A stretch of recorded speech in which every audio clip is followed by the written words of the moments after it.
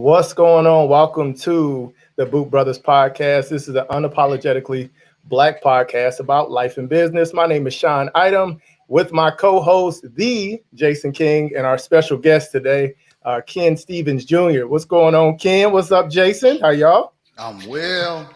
I am well.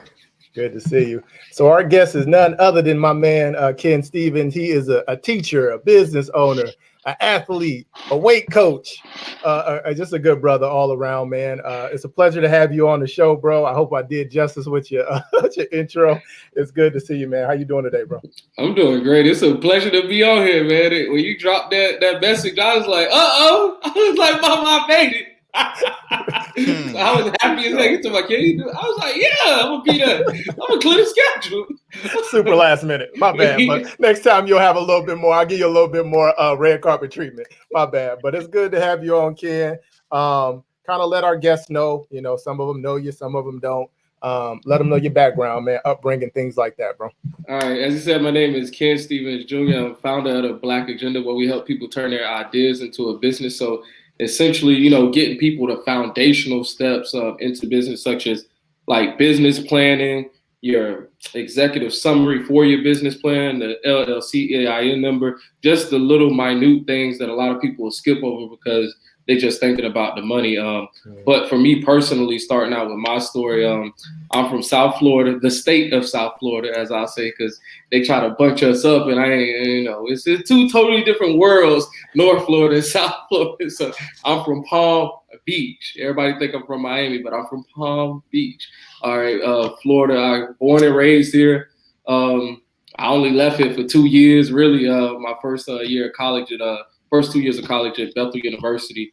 But starting out, I went to Boynton Beach Community High School. That is where it all started for me when I started to see a change in myself, so to speak, with my story, because from 6th to 8th grade, I didn't play any sports. And that was a huge detriment, I'll say, and a blessing to my character and everything that I'm doing, because when I was in 6th grade, I was 12 years old, and nobody will never believe this story, but I got the scar on my hand to prove it. I knocked out 3 of a classmate's teeth with a punch, and I was about to go to jail. Like, literally, I did not know as a 12-year-old, like, this was something that could put you, I didn't even know consequences, let alone that, because I walked away after I did it and, got on the bus, and I see these administrators running, like they gunning, like police coming towards the bus. And when that was happening, I'm like, wow, this is trouble. Like, this is what trouble looked like. And I was thankfully enough to get out of that situation because, see, I got both sides to me. I was honor roll student every single quarter. So that was the thing. And then the kid was a bully as well. I just didn't know him because he just crossed the path of a person that was like I was quiet, but it was like I had a lot of anger in me pent up then because I wasn't playing sports. So let me back it up a little bit for you. Y'all gonna laugh about this. So back then, you talk about everybody get trophies for sports and all that nowadays. Back then, it was no mercy. All right, so you had to reach a certain weight limit to play football. There was pounds, and I was only 11 years old, weighing 115 pounds. So I could not play on the 125 squad, and I was too overweight for the 100-pound squad. And these folks sent me home. My dad talking about, you a quitter, you this, you that. I'm like, no, they told me I'm too fat. Like, I'm too big. And it's like, it's going to be too much weight to lose before the season. And that's what happened with it. And I was like, man. So that's when I started to turn more towards, being in the streets, so to speak. And that's when that mentality started to seek it. But I was still getting good grades because I knew the importance of grades. But it was just like, to fill that time gap where I would be an athlete, I was filling it with, doing things and exploring things that I definitely had no business, being within. And that's what catapulted me once I got to high school. I was able to get back to sports in high school, and I, got coined the term the golden child because then I wasn't doing anything. They taught me the importance of GPA, playing sports, and I stuck to the path. I tell people all the time, just tell me where you want me to go. I'm going to go every single time. And I've been like that since high school. And I graduated, top 5%. I was number 9 in my class out of 340 students. Graduated 12 college credits, academic athletic scholarship to Bethel University. You know, that was a really good experience there for 2 years. But the thing where I talk about gut checks in life that changed me and elevated me even further, because I thought that thing that happened in 6th grade, that was it for me. But then come my 12th grade year, in November of 2010, I had just turned 18. And then December 29th of the same year, my mother, she passed away literally almost a month later on December 29th. She had been on dialysis for 10 years. I kind of understood the concept of it. I've been to the center when she was there, but I didn't know the type of pain and the type of willpower you had to have to do that 3 times a week, to go get your blood basically drained out of you, put it back into you, and the things of that. And once I understood that, it was like it made sense as to why, you know, things went the way they went. And I had it for 10 years on that. So I was more than grateful. But what that was one of those gut checks. But what saved me from that situation, because when stuff like that tends to happen, I see that people either go real left or they like just, you know, start going real right. And they just like, all right, I'm doing this in honor. And I took the honor way, but it was because I went to therapy and counseling, though. Like, literally, I was forced into it by my high school administration, but it made the world a difference, you know, because I look at my father and my sister right now, and they're really like, it's been 10 years, bro, and they really just getting over it. Like, and not getting over it in the sense, I'm saying, like, dealing with it, you know what I'm saying, where their life is like, every time I talk about it, I ain't gonna cry, you know, stuff like they really just, but they didn't seek counseling. And I was just so grateful for that. And she was there. You know, we had a great relationship. So once I learned the concept of, you know, this world, you know, it's a pretty messed up place at the end of the day. You get free from it. That's always the goal, because as they say, none of us gonna make it out of here alive at the end of the day. So buying into that concept back then at 18, that's when I committed like to myself that like I would never let anything hurt my feelings, and everything that I wanted, like I'm gonna go get it. As long as I have the proper guidance, the right environment, I know it can be done. It's just a matter of, you know, coming into those people and everybody that I need. That's dope, man. So you said a lot. Yeah. So with the situation with your mother, how old were you when she transitioned? I had just turned 18. I was 18. But I was going into graduation. Yeah, because it happened in the first half of my senior year. So literally over the Christmas break. Okay. It happened. That's when it happened. Yep. And then you said the administration really encouraged you to take counseling and get therapy. What do you think attributed to that? Did you have a special connection with some of those people, or was that just why were you even open to taking some of that advice, so to speak, not really coming from a background or something, you know, therapy not really being something that was done in the household? Why were you so open to actually taking that advice and seeing what the results could possibly be? That's a great question, actually. Nobody's ever asked me that. Like, literally nobody has ever asked me that. You got me up here thinking back. But I believe back then for me, being forced into it, I wasn't for it, though. I showed up, but I wasn't into it those first few sessions because it was group therapy. That kind of, you know, blew my mind there, because we're in there with other people.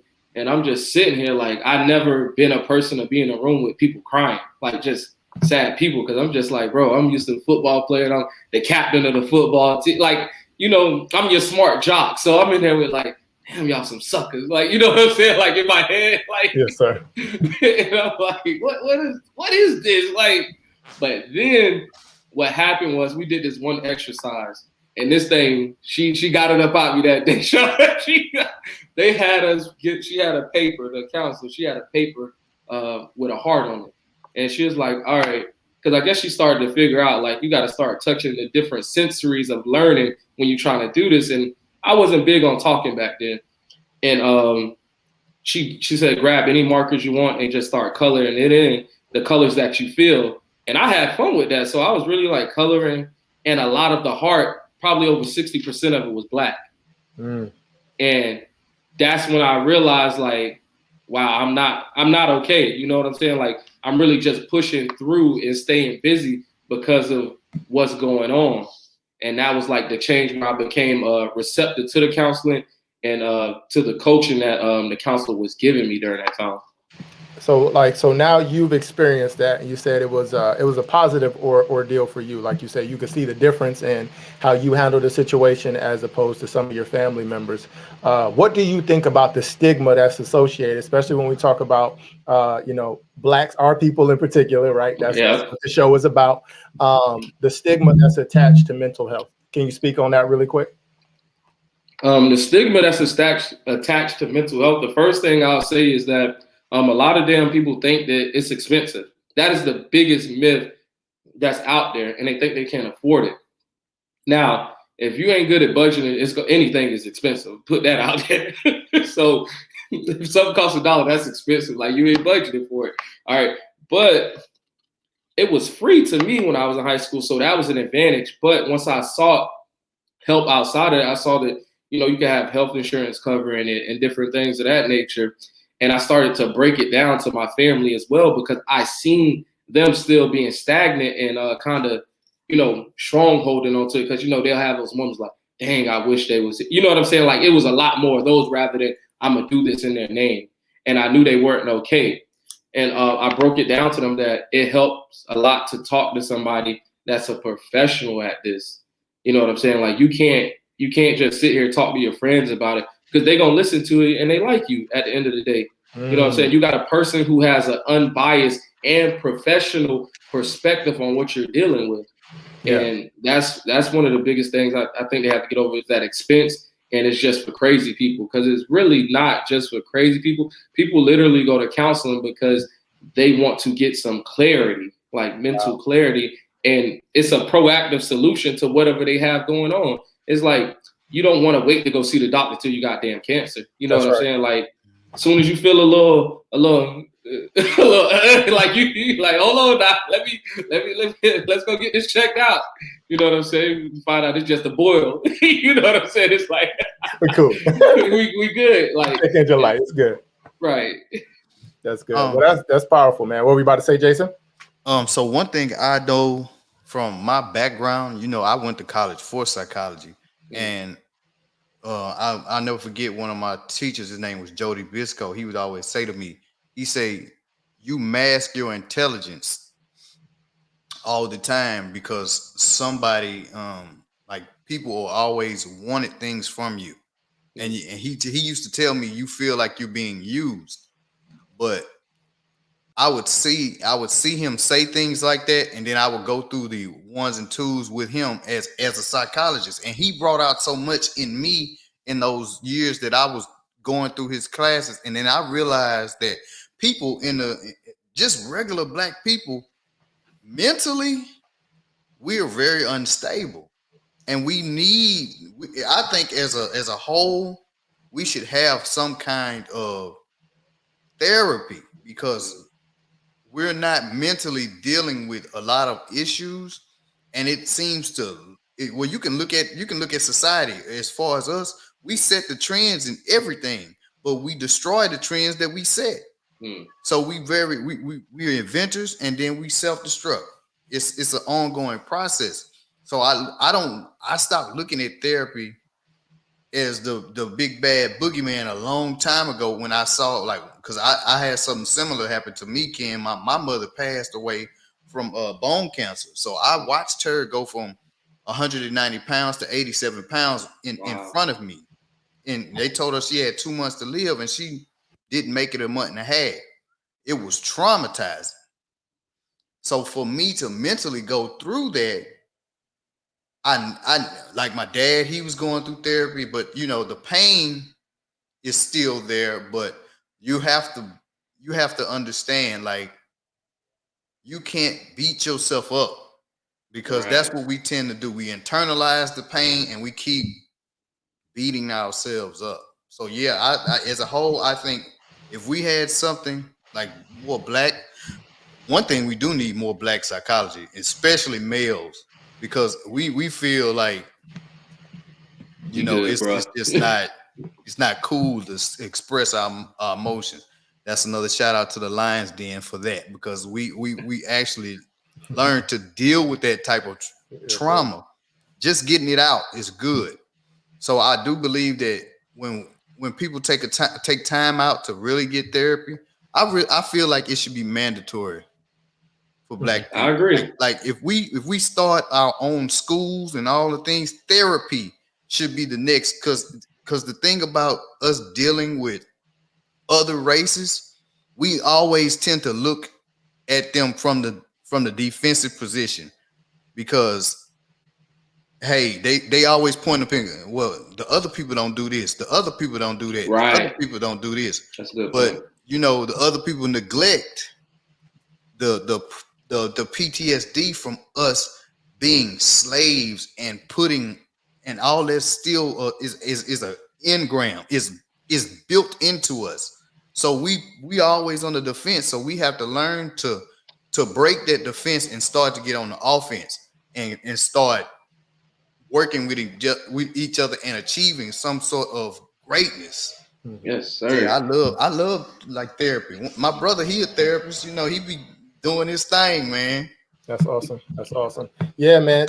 Thank you guys. I mean, both of you guys, like being, big advocates for just the progression that we need to be having in our communities. You know what I mean? Because, like, again, I don't care what we say in us three. I think by and large, it is still much of a stigma, and it still much is a uphill battle. But when they can put a face to it, like you two brothers, you know what I mean? The people that have went through certain things, and they're able to say, hey, like, that was a major part of my healing. Like, yeah, I went to church, I might have did a couple of things like that, but I also got somebody to really help me unpack all of this stuff, not just that trauma, but other traumas that are triggered by what you're going through. So I definitely dig what you guys are talking about.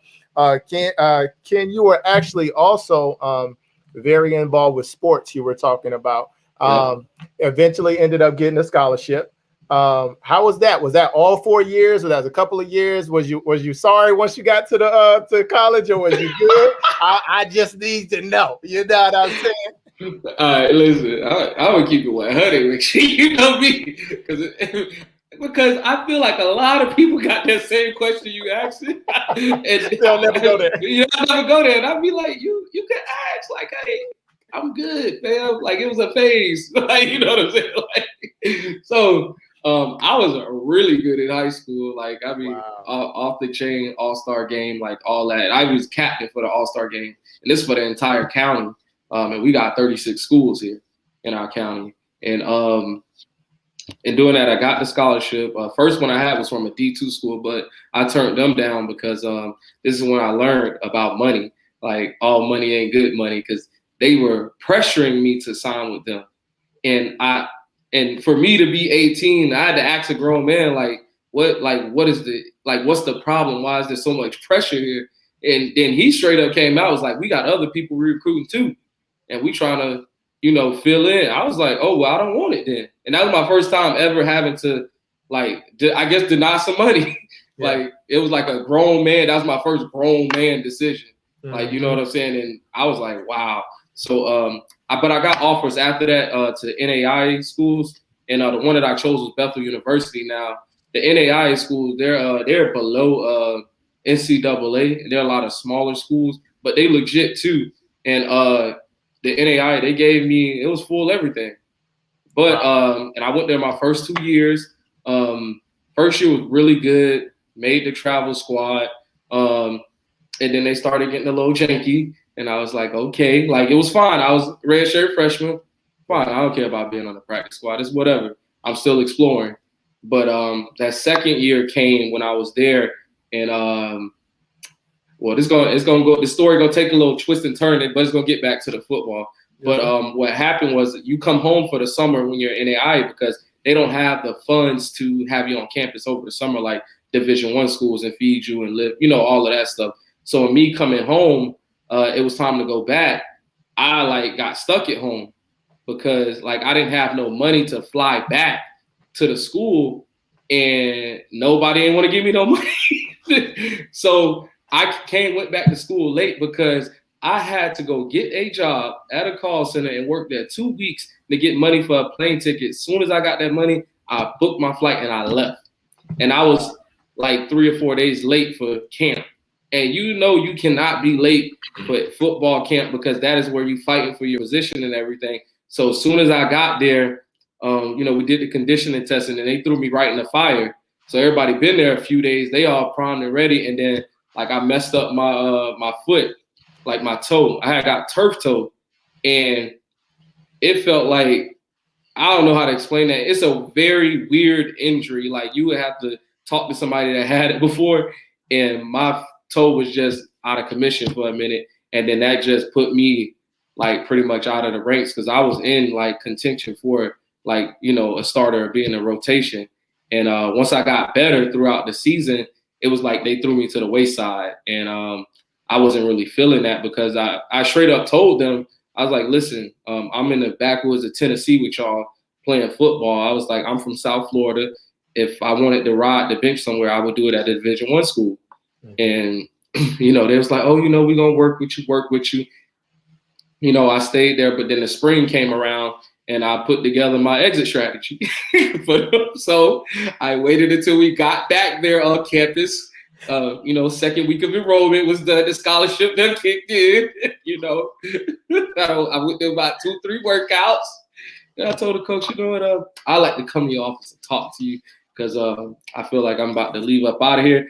But I want to have an exit meeting with y'all and face you and thank you all. And I was like, I'm not one of those people that if I'm going to leave or I got another plan going on, I want to face people and tell them. Yeah. So that happened. And I was only going there for closure and to bust somebody's butt. And we're going to get to that. So we get to the meeting. The coach, my D-line coach, he was like, all right, I'll set the meeting up. Me and him were really cool and tight. He was actually our chaplain for athletics. So like that was my buddy right there. Like I could, like, dog. I felt so bad leaving this because I told him, like, listen, like it sounded bad, but I told him, you just got to take it. I was like, you just the D-line coach. You ain't the defensive coordinator. You like me. You want to play me, but I know you getting pushback from him because it ain't really nobody over here that's like that. You know what I'm saying? Nobody on here going to the NFL. If they were, I would be perfectly fine with, taking a back seat, but they ain't none of them built like that. And he was like, I understand. So he set up the meeting and we get to that meeting and I had a whole setup. I ain't gonna lie, I did a dirty boy. But I felt like the master of, I don't even know what to call it. It was beautiful.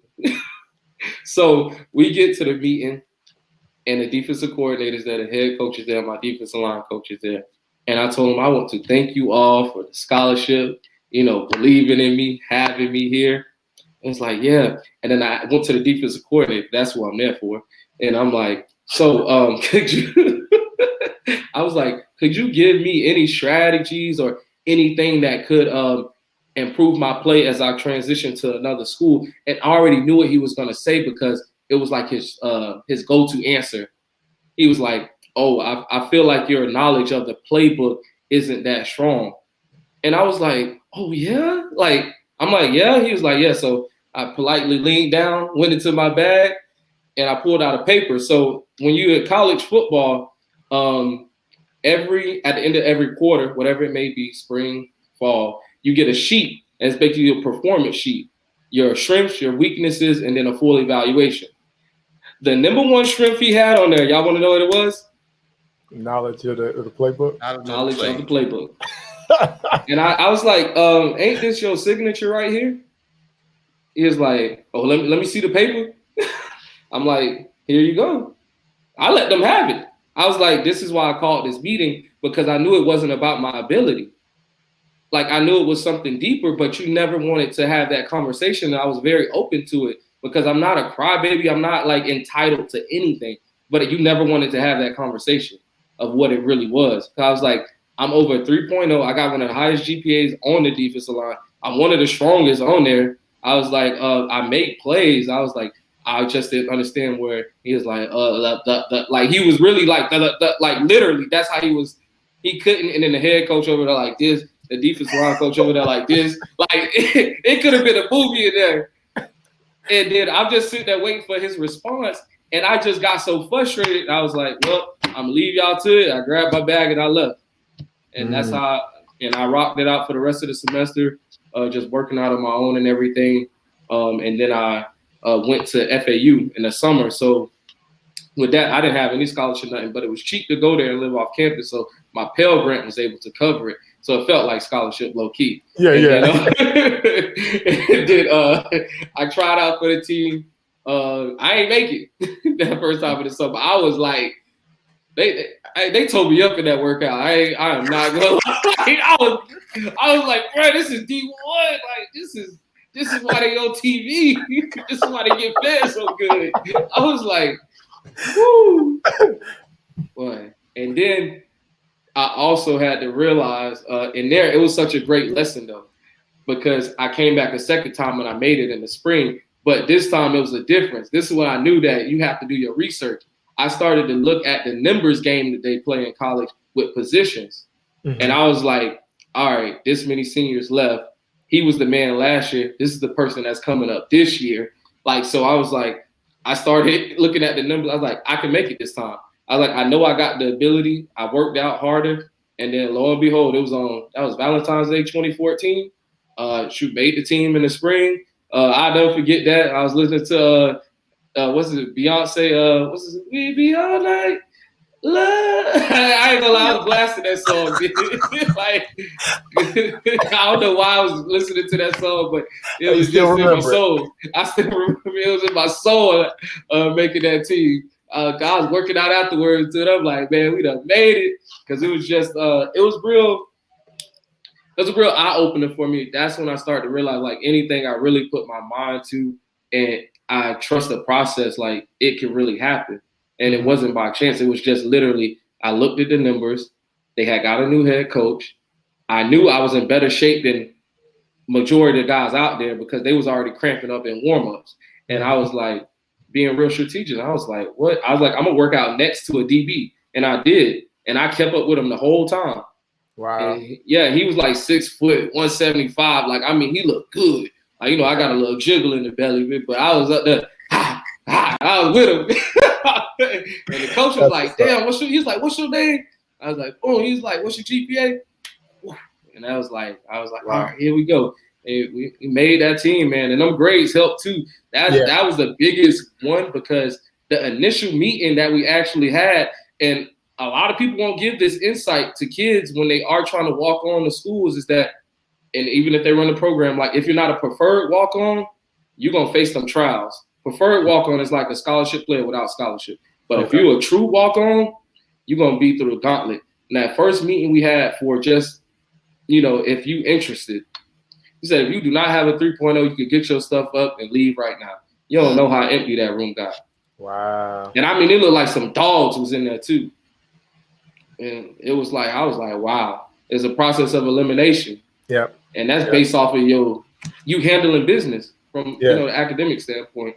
So you eventually go on, you have your college career. Then you eventually do some pro days, right? Or you did a pro day.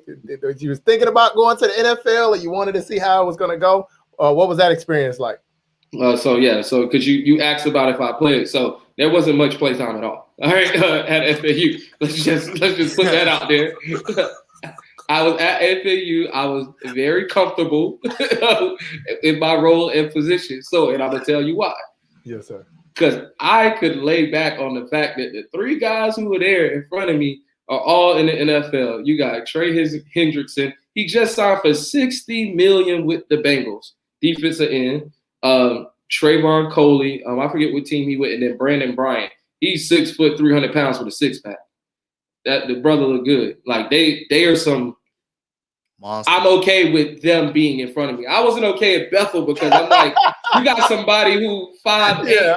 He look like he from the barn, and I'm like, nah, bro. Like this is not what I'll go. Like I'm proud to be. That's funny. He said it was different at Bethel. Okay, so you eventually go. How was your pro day? How did that whole experience go? Pro day was awesome, man. Like I went out there because it was just like it was a chance. You know what I'm saying? And I didn't want to miss that moment, especially after they said it would be filmed. I was thinking of long game. Like now I can have film from there, and I actually do from it. And I knew I would kill the workout, which I did because I had been training for like 4 months. Like I was benching over 400 pounds, man. I was quick. I was moving fast, light on my feet. Like my body mass was shrinking, and I was just in prime shape, like probably the best of my life ever, because all I did was work out up until that point. But I wanted that chance to be in the room. You know what I'm saying? Because I started to realize most of the time people missed opportunities, just anything, not even football, because they don't show up. That's right. Like literally don't show up. Like you don't have to say nothing when you go to these places. Like you just literally got to show up, because it'll be like one of those things. Dang, Ken, you wasn't there. Like, you know what I'm saying? Like, and I wanted to be there and be in their face, because I wanted to show them as well. Like I can keep up with these boys. Like, because they was laughing. You know, I'm about 5'6", and these guys in there, we on the bench press. They was like, all right, here we go, this little guy like getting up there, and we getting that 22, 23, 24. Then the coach is looking like, what the hell going on? 26, 27, 28. You know, popped out about 28 on that 225. And then the next person who did it was like 38, and that was Brandon. He was 6 foot 300. What I was telling you about, it was murder she wrote on that one. But I was like next best on there, and they were like, okay, so it was a great experience overall. And I also learned during that experience that wherever you look to like work at, partner with, whatever it may be, is that you have to vet them no matter what stage they on. You know what I'm saying? Like kind of get to the inside, and I got to see the inside of the NFL, how they think, have conversations with those people there. And it was one of those moments where I was like, I would never want to work there.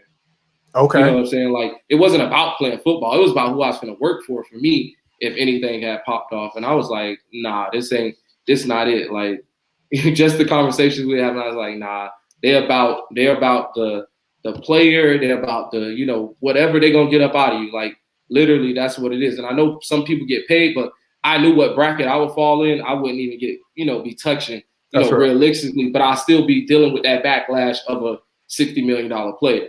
Yeah. And that's real, man. That it was funny because I have another friend that he got to college and he felt like it was like that.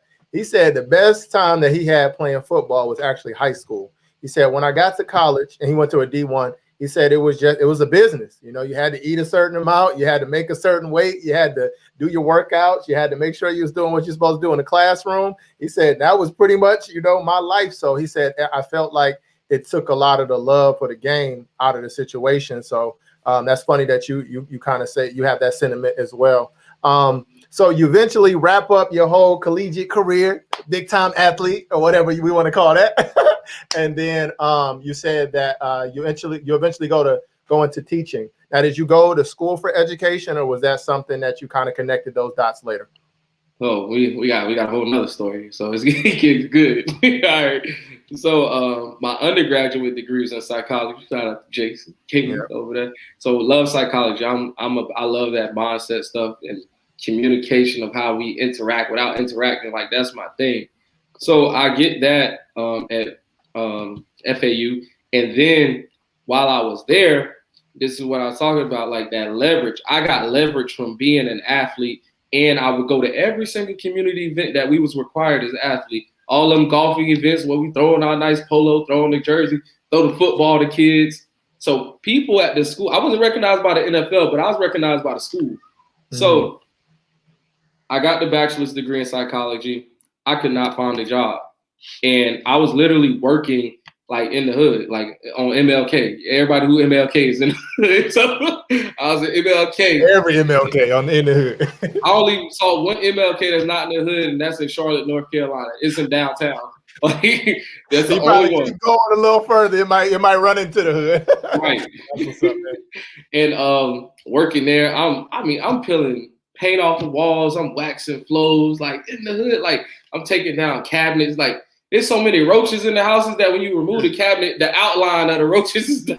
Like, bro, it was crazy. So literally one day we was doing that because me and my best friend was doing it, and I just said, bro, when we go on our break, I don't care what I look like. I still got the picture somewhere on my phone. I had on saw shades, a raggedy t-shirt, cargo shorts with paint on them. I went straight up to the university. I walked into the graduate school. I said, who can help me? Like, I was like, I'm trying to get back in school. And she was like, looking like, all right. And then some lady came out, Nora Berrigan. I'll never forget her name. Nora Berrigan came out. She put me in the office, talked to her. She's like, give me 1 second. We're gonna look into something. Next thing I got Mr. King, I forget his first name. He came down from his office. He's like, all right, I'm gonna talk to you. He was a brother. Then we went upstairs and talked. Then I met one of his assistants, Kevin, and it was like everything just started moving. It was like, all right, you need to do this, you need to do this. And it's like, we're gonna pay for 80% of your tuition to go to graduate school, and we're gonna give you a job on campus, part-time job on campus. So I was like, it's like all you got to do is interview. I was like, sold. I was like, the deal is done. Y'all just get the paperwork because all I got to do is interview. I could do that. Like that's all day. Like, and I did the interview. Got with the FAU, the class office. So it's the Center for Student Learning, and you'll do tutoring in there as well. And everything. It felt like a dream during that time period because I felt like I was going to get into that area where you get a degree and you don't necessarily get to do nothing, with it. And then I was able to get into graduate school, and it was for educational leadership because I wanted to be an administrator. That's the only reason I wanted to teaching, because I wanted to be an administrator, and then I wanted to be a principal eventually. That's the only reason I did it. So I knew the stepping stone was being a teacher. You know what I'm saying? But, down the line, once I saw the back end of the administrative side and the principal side, I was like, this is the farthest thing for what I want to deal with, for the rest of my life. Mm-hmm. And it took, this is the year, like literally where I'm like, I've been examining it more because I wanted to give it enough time. And it's been 4 years. I'm like, wow, like, yeah, it's time to pivot, as they say, mm-hmm. From what's going on, because I'm not happy, so to speak. I'm happy, but it's like I'm being tolerant to certain stuff, because, I'm here. Like, you know what I'm saying? And that's what it was. So what did you end up teaching? So you went to school, got your graduate degree. What was what's the age of the kids? Like, what did you typically teach in the school? First coming out, I went to Santa Lucia's Community High School. So there I was teaching a range of kids because I was teaching African American history. So in teaching that, it's an elective. So you get everybody pretty much. And I had a couple 10th grade classes teaching world history. So that was really fun. First, second year, third, like them kids off the chain. It would be lit because we get to teach the real. You know what I'm saying? Like I get to talk about, like, I didn't know about the nation deeply back then, but I had a small little knowledge of it, and I got to relate it to it. And that was like really fun teaching that and talk about Mansa Musa and the kids.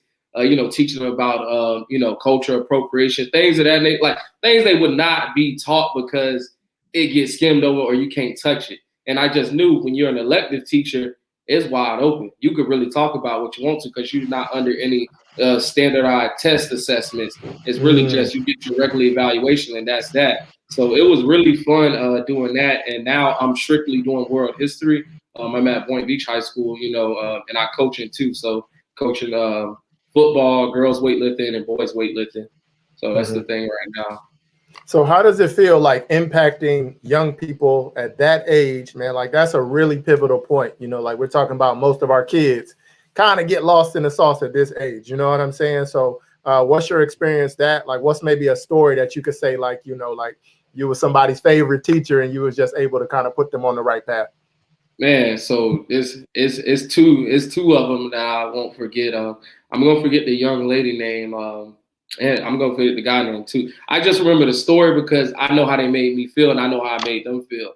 So, and I wouldn't probably want to disclose their names either. But so my first year teaching, there was this kid. He came to me one day. He like just kind of hugged me, and I'm like, oh shit, like, you know me.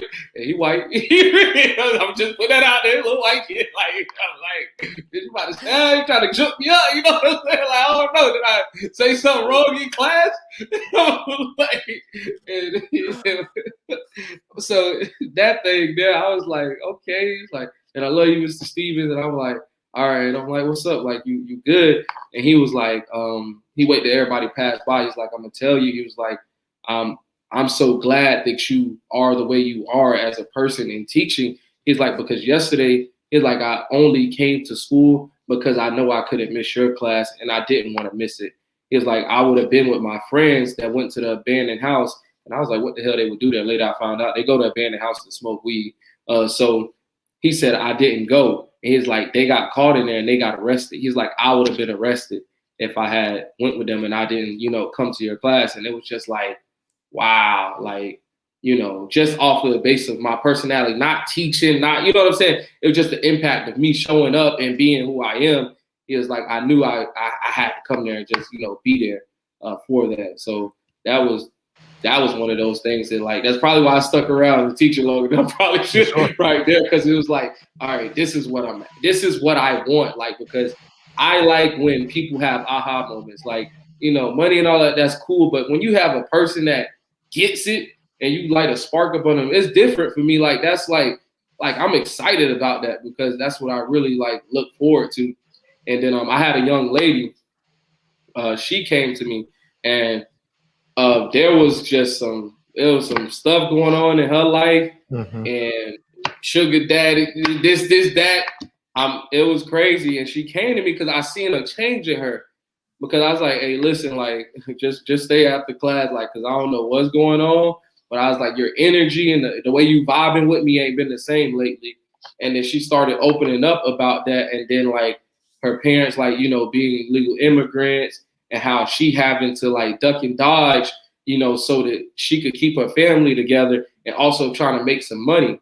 And it was just like, I appreciate you always being a listening ear, because she's like, I don't have anybody I could talk to this stuff about because of, everything that's, how it's perceived. You know what I'm saying? And she was just like, she got out of it. She was able to get a job. I hooked up with a couple different places that I knew. And it was just like, all right, this is the real work right here that we supposed to be doing, having these kids to be able to talk to us and help them transition out of it. Because I just told her, like, I get it, you got to do what you got to do, but at the same time, like, if you stay in there right now, this is gonna be the rest of your life. You know what I'm saying? And she got up on it quick, and she was out of there.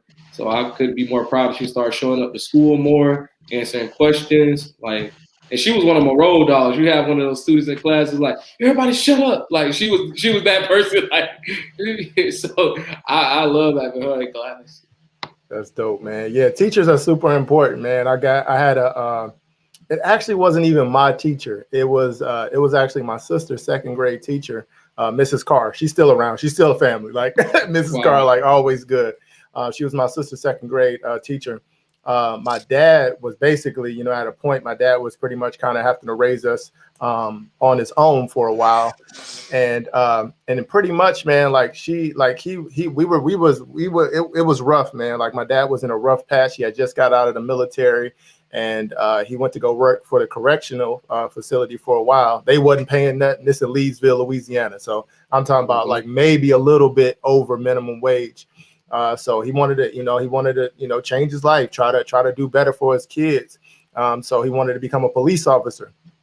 But where he wanted to go was like an hour and a half away to where we have to go to the academy. So there's a place called Lake Charles, Louisiana. And this lady, bro, for like probably, no joke, I don't want to gas it, but for like 6 months, she took me and my two sisters in, and she fed us. She made sure that we were straight, that we was doing our homework, that we was doing everything until my dad, could get situated in Lake Charles and come for us. So like, I'm big on teachers, man. Like, it's like some people try to act like it's just, like it's, I know sometimes as an educator, it can feel like a thankless job, but it's so important, man. You could be the difference in somebody's life. Like, we'd have been messed up without Miss Carr. I'm just keeping it real. Like, my dad would have just had to keep doing what he had to do just to keep the lights on. It would have never been no break for him to actually be able to better himself and improve our lives. So yeah, man. So hats off to you, bro. So I know you're still educating, but like you're taking it to a different level with Black Agenda. Can you tell our audience a little bit about that? How that got started? What's the initiative? What you guys are about over there? Oh, so the Black Agenda getting started. Oh man, it feel like it's been years, but it's just like it ain't even been a year. Like, literally, it ain't been a year. So it first started out with T-shirts. Actually, I got one of the shirts over there. But it started with the "We Will Breathe" shirt. So didn't know what I was doing business-wise. Somebody just asked me, "Did you test when you was doing those shirts?" I was like, "I got it off the muscle with what I made." I was like, I didn't know what I was doing. I just knew that the George Floyd thing had just happened. I didn't know I was doing something that was in sync and the shirts would sell. I kind of knew, but I didn't know for real that was a method. Like, so that thing had just happened, and I kept seeing people wear these I Can't Breathe shirts, and it just looked so crazy to me. Like, I'm just like, why would somebody wear something that say I can't breathe? And that's what his dying words. You know what I'm saying? And then I started to conceptualize that idea. I was like, bro, like, if you're gonna wear your victimization, you're gonna scream your victimization, you're gonna be the next victim because you're speaking that into your life. You know what I'm saying? And I was like, well, how could we twist this like narrative? And then I brought the We Will Breathe shirt, and everybody's like, oh, that's dope, that's dope. The sales was coming. It was, money was good the first few months because it was that mirage that I call it when I'm doing coaching now. It's like family and friends buying, you know, then you got a couple outsiders that buy. You made a quick 2,000 in your first. Talk about the mirage, bro. Talk about the mirage. And I was like, woo! I was like, we done played 2 bands. Boy, I'm about to quit with Josh. I'm like, boy, I'll tell you after that second butt, it was like, that bitch was like, drip drop. Like, the well has run dry, brother. That's right. So with that, I was like, all right, kid, this is not finna be the third business that's not profitable. All right, because I tell people I've been doing business 3 years before that, but they weren't profitable. I told them, it don't mean we wasn't making money. We wasn't profitable. Like, you could have money, but you just broke even. I was like, bro, I done made the money, but I broke even. Like, I never got over. I was like, that's the thing. I was like, you was just recycling money, essentially. So I started to look at it. I was like, how could I pivot? You know what I'm saying? I didn't even know that was a word then. I was like, what could change? And literally in the midst of that, that's when I ran into Derek Grace courses, and his courses. And I was like, dang, who is this dude? All these tattoos in his face. He talking junk, like he talking that cash money. I was like, this is my type of dude. Yeah, shout out to Derek Grace. I was like, this me right here because I used to wear the suits to school with tie. Like, it was fine, but you know, it wasn't like fully me. I didn't want to wear all my jewelry to make people feel uncomfortable. And I was like, I like him. And then I took his course, a couple other courses. Literally, I have a fresh year ask me like, how many of his bills you gonna pay, kid? Like, because I would get like just about everything. And doing that with him, I learned, you know, self-love he talks about, like being authentically yourself, even in the face of what society is telling you, and how you have to be yourself because you're gonna fall like inevitably into that traditionalist mindset. You know what I'm saying? Because once you start transitioning over there and one thing, everything else more than likely is going to follow because you're not even recognizing it. And he helped me recognize that through the course and, you know, his lives and everything like that. And then it was just a connector. He was a connector to the ABS tribe, Ben and Jake. I had followed him then, but I didn't really understand what he was doing because his posting method is kind of like, but then got to him and then he connected to Jake. And then once he got to Jake, I was like, okay, Jake speak my language. Like, I was like, I don't know what he's doing over here, but Jake speaking money, he talking life insurance, and you know, it touched me. Yeah, you're right, and teacher. So I forgot about that, and teacher. I'm like, he made it. I was like, as much as he joking Drake, like I was like, oh yeah, I was like, oh, I'm home. I was like, they got me for life. I was like, I don't know, he don't know me, but we gonna work together. I told myself, I was like, we are going to work together. Like, I don't care what's going on because I was like, I finally found someone that's a part of a network. They still being themselves and they're making money and impact at the end of the day. And they know the word, you know what I'm saying, in a different light. And he even introduced me to seeing the Bible very different because it was like I was conceptualizing it, but I really wasn't understanding it because just the way I was taught it growing up. And it was a complete turnoff. Like, it was literally why I walked away from being in the church because I'm just like, bro, everything can't be an issue. Like, it got to be some light to this story and what's going on, you know what I'm saying? And then him bringing that whole thing together, it was just really, really dope. And then him being vulnerable as well. That's one of the biggest parts where I really started to take off because Jake, he had one live where he talked about how he was molested as a child. And the same thing happened to me when I was 13. And it was by a woman. And I honestly didn't talk to anybody until Jake brought it up, like on his live. And I had typed in the comments, I never really talked to anybody because I wasn't comfortable. Even when I did, people were laughing. So it was just like something that was deeply embedded in me, and it helped me realize this is why I had such a, not a hatred towards women, but I had this like I don't care attitude. You know, I still love our sisters, but it was just the attitude of like something. It was something deep in me. I couldn't explain it, and I was just finding out. Then I was like, wow, this is why I had such a high sexual appetite growing up through high school and a little bit of college. Is because of this I had to deal with. You know what I'm saying? And through him telling his story, I realized my story, and it was just very, very beautiful because I'm like, wow. Like he took, like he says all the time, he took that same situation and he won with it. You know what I'm saying? And I was like, wow, this could be my own version that I could win with, you know, now that I'm released from that and I have a different and newfound respect for myself and I'm able to put this behind me and not worry about it so much like I always did. So that's good, man. So you eventually link up, couple of mentors here and there. So what was it about the Black Agenda? Because it is like the center of everything that you do. What do you think was different about this time as opposed to those other 2 or 3 times that you started a business that allowed this one to kind of pivot, like so you said, and be successful? Well, y'all is getting it up out of me because so the first one was New Era Prep. That's still around. So that's my best friend's dream. Like that's his thing. But I'm always end up being, when it comes to anything, I'm the brains of the operation, so to speak, when it comes to like, I'm gonna look at the back end. Like I ain't like, they like to take the photos. They was posting videos, interviews and stuff like that because it's dealing with high school and college sports, writing articles and stuff. But I was like, no, if we're gonna do the nonprofit, like I want to make sure like we get everything squared away. And I helped them do that. You know, we got it registered and all that. And that was his dream. And we ran with it for 3-4 years. It's still going now. We grew the following to 11,000. We had that social currency, but we wasn't getting no real currency. Like we got 11,000 followers on Instagram. I mean, on Twitter, like probably 8,000 on Instagram. Like anytime we hop on live on there, it's 100 people off rip. You know what I'm saying? And that's because of the work that we were doing, but nothing was coming in. And I was like, dang. Like, all right, so that's still going. And then I had the KSJ scholarship. So I started to find out as a Black man, it's hard to get free money. So I was like, woo, kid. I was like, this thing is going to be an LLC. We're not taking this nonprofit route because I need to write off if we ain't profitable.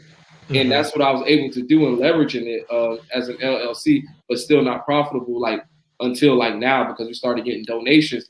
But the crazy thing is we only getting donations because of what people see that I'm doing with the Black Agenda. Like literally the donation goes towards these things, but they're like, because what I see you doing there. So it's just crazy how it worked. And but it's crazy, but it's crazy. I didn't mean to cut you, but it's also like one of those things that we always tell people is that people are buying you. And I think everybody tries to get around that, like, oh, I'm gonna start a nonprofit. What's your nonprofit about, bro? We got 1,000 nonprofits around here. Everybody trying to do good work in the community. But when you say Ken, you know what I mean? And we know what Ken is about. I don't even really need to know what the nonprofit is about because I know what Ken is about. And I know if we ever did put money in his hands, he gonna do good work. So I think you kind of like, that's a big moment like for somebody right now, because I think a lot of us get caught up in the technicalities and not realizing like, personal brands are the brand, like always. Like we buy Tesla because of Elon Musk. Like don't get it twisted. Every time he talk about something, that stock go up or it go down. So even at a high scale like that, man, like it still is about you. You know what I mean? So I'm glad you said that, bro. But finish up. What was the other things you wanted to say? Yeah, and that led to the donations in the Black Agenda. Them getting the donations to us. Glad I had the nonprofit in place. But with the Black Agenda, I started to see that T-shirts aren't like as lucrative as people may make them seem. I don't care who you are. I don't care who does it. I done my research. I tried it. Like we still doing it. Like, but I was like, there has to be more to this. You know what I'm saying? And that's when I started through the coaching in the ABS tribe, and you as well, Sean, with the coaching that we have, and Jason too. Yeah, Jason put me on here, hit me across the head a couple times, and get right, kid, get right, get right. Like you just call on Instagram, like, hey, you need to change this. I'm like, so one thing I want to say about Ken, like when I used to go watch his page, I was like, I say he one step away from it, and I used to just like kind of tease at him because Brother Ben did me the same way. I was like, you ain't doing enough lives. I say you're not doing enough. I say I already see what you're doing, but they not seeing you. So I was telling him, I was like, they want to buy what you offer, just like what Sean. Every time I have the time to do all of those lives or something like that, I have a surge in sales because people are engaged with me. And when I saw Ken, I say he got the energy to do it. So I said, I'm gonna see what he's gonna do. Cause like I remember we was in Side Hustle Academy yesterday. I put it in the comments. I'm sorry, Ken, because I was pushing him to do like 6 pieces of content. Like me, if y'all look at my page, y'all see when I start doing content, it just boom, boom, boom, boom, boom, boom. It's so much. And he was like, how is he putting out all this stuff? And I tell people it's because when I was in digital real estate, Ben was like, you ain't putting enough out. I said 134 pieces of content. And he'd be like, where is it? And I was like, okay.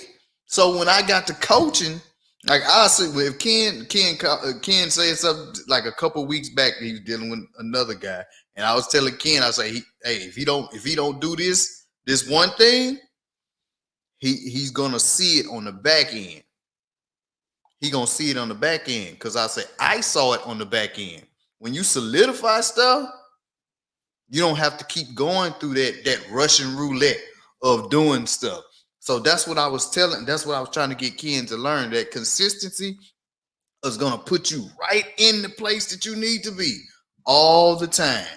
And then, man, when I seen him going, I was like, oh, he going off now. Every time I wake up, I say, he got a system. What's your post? Consistency.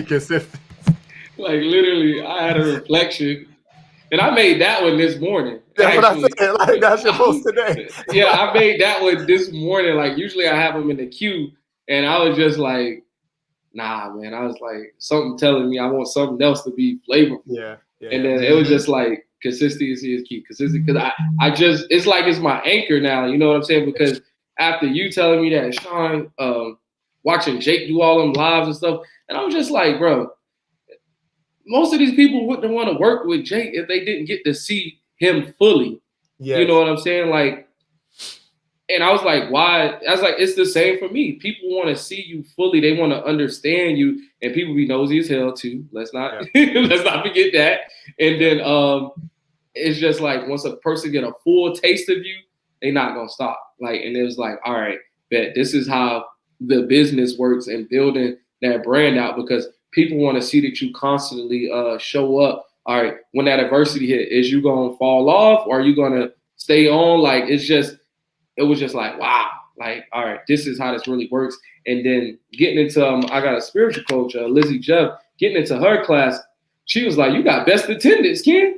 Like, she like perfect attendance. You come every time. And I was like only 1 or 2 guys that was in the group. It was full of women.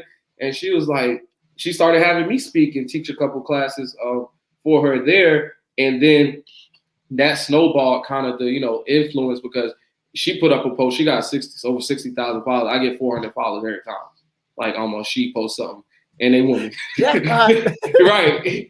And they understand because they from that tribe. And that's when I realized that my consistency has been the same no matter what group I may fall in. Once the people get a taste of it, it's like, all right, now I have these people. Now I have these people. Now, and it's like you just have to keep building and keep your message the same and just keep the consistency rolling, because I started to realize that I had to look at other people too and their lives. And the biggest thing I started to recognize, and it was almost like an awakening, so to speak, is that a lot of people don't have any damn consistency in their life. And they looking at me for that with just content. Yep. Relationships, jobbing, you know what I'm saying? Like, it's just like, if I know somebody gonna put up an inspirational post today, it's gonna be Ken, and that's who I'm rolling with. So that consistency thing is huge, and just me being observant on that, because that's my biggest thing. You can talk to me all day, but I'm always watching what you do. I'm sorry, like that's just me. Like I have to watch you because I'm going to mimic that into my own way, because I know if you're the person and you making it work for you, I have to find a way to work for my thing that I'm doing on my scale. And it's like once you get the right people in front of you and you got the consistency and you watching what they're doing, it's like, all right, things just work out. Like they just work out. Mm-hmm. You know, one thing I love, Sean did a class a week back, and just like you're talking about with networking with the your spiritual coach, he said in the actual course, make their network your network. So that was so key. So that's one of the things that I love that you're doing, because you actually tapped into that. And I tell everybody, like, you'll see when I go live, or you'll see when I put a post out, they'll see me doing this, but then I'm telling y'all, share this video, tag somebody in here that need this knowledge, because what it is breaking that complacency. If I said it right, because we get to the that stalemate. If you're not understanding this, it's a book, 21 Refutable Laws. I am ingesting this book like it's everything to me. It is everything to me. I love this book because it teaches you leadership and teaches you about influence. It's not that you not a leader. It's not you not taking these steps to become a leader. It tells you have steps. Everybody want instant gratification. Like once I understood that it's not instant, I was like, man, you know what? Let me do what I can here. Let me do what I can. Cause Sean will tell you, I'll go. It's no limit to the go hard that I'll go. Like they'll literally make me go on a break. Jake will tell me, no, if Jason start doing stuff, y'all come tell me, because he not putting that cutoff on, because once I'm going hard, I see the results. Like right. I'm starting to see the people doing the things that they need to do. And that's what's gonna lead us out of this, what we're in. We look at our situation as individual, but it's not individual. It's as a mass.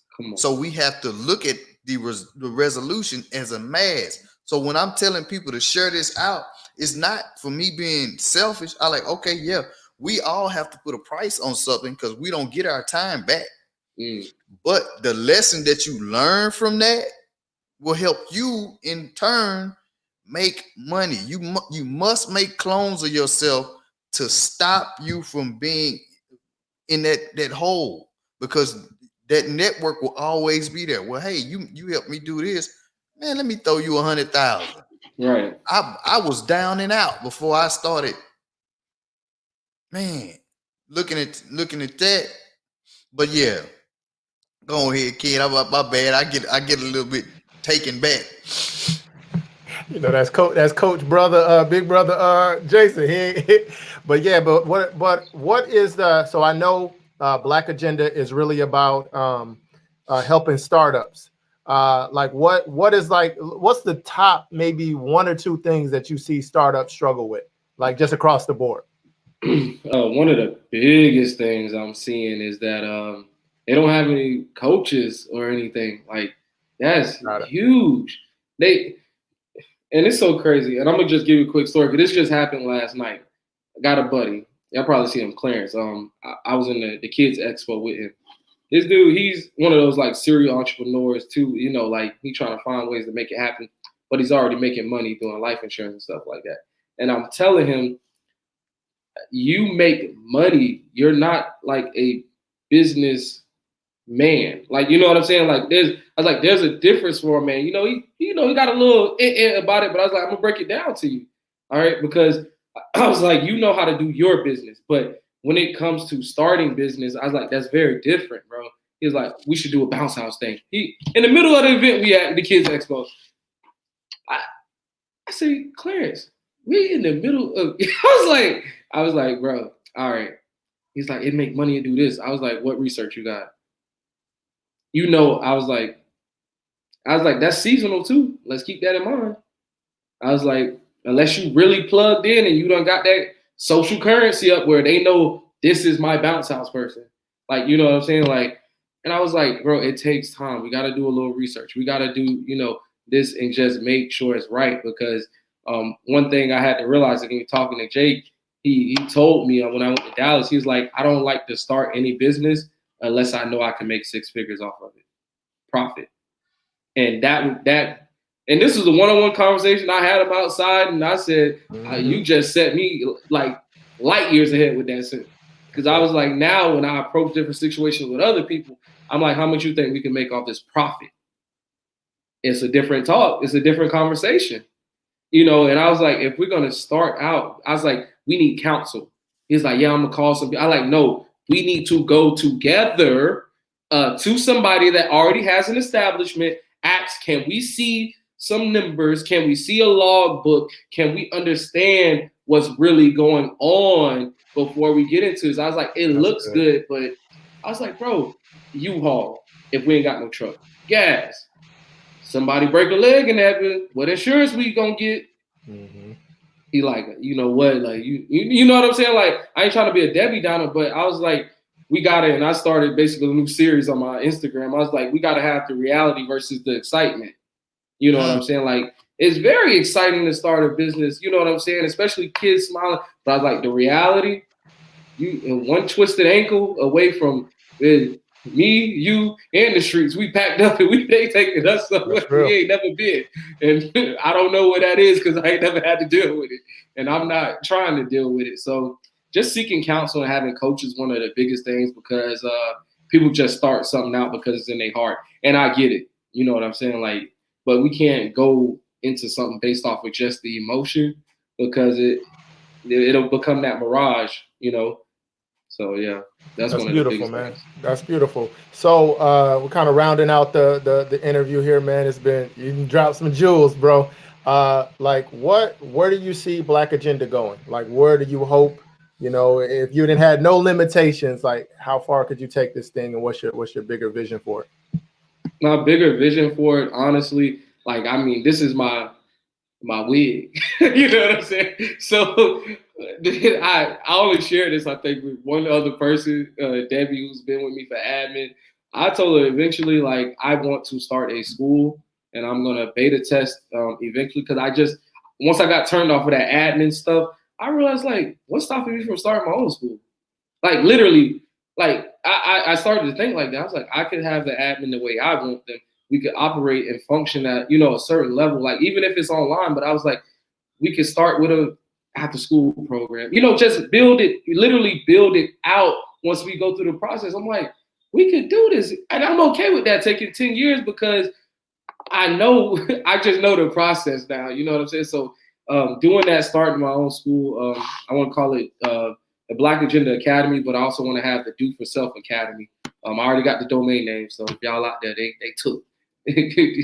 So what's the name? Outside of that is right now I've been just wanting to work with BWO because I haven't purchased the course because taking advice from the coaches, even Jake, don't be going every which way. You know what I'm saying? And it hurts my heart literally to not like get it because I'm just like, man, I want to be it. But I'm like, I have to say no to something so I can say yes to all these other things I'm already involved in. So in doing that, I was like, I don't have to be in the BWO. I could be part of BWO, working with them in some capacity if I just keep doing what I'm doing with everything else they already gave me before they even came together, because I understand how they operate. And then as well, it's crazy how this thing is coming together because they having sponsorships for the Puerto Rico trip. I was like, you know, want to be a vendor? Come on, Black World or their Black Agenda. So I was like, hey, here you go. I ain't got to pay for that, but I can be here for this. I was like, you know what I'm saying? Awesome. And show up, as we talked about. Yeah, man, that's my core value, man. That's the number one. Always show up.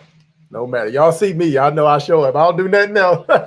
We gonna show up. So I think it's just such a major part of it, man. Most people are just missing out, bro. It's literally Even when I was barbering, bro, like it was days that I was able to get, like, not just they walking in and they never come back to your chair, like literally, like because I was there and because I did a good job, I added 5 or 6 more clients just showing up and being consistent. And you start doing that over a long period of time, man, that's how you win. Everybody want to talk about the secret sauce in business, and that's really what it is, bro. Like if you stay at it, it's exactly what Nipsey's y'all love the marathon. He's saying the same thing the kid is saying today. Is stay consistent, stay down until you come up. And if you do that, you're gonna learn. You're gonna bump into the right people. But most people quit, before they could even really learn the lessons that they need to really capitalize on the game. So it's been a pleasure having you, bro. I say that on behalf of me and my brother, man. We're gonna have you come back on later. But where can people follow you at? All that good stuff, so they can continue to follow this beautiful story, man. A beautiful brother, man. On all platforms, it's Ken Stevens Jr. You'll find me there. Twitter, Instagram, Facebook.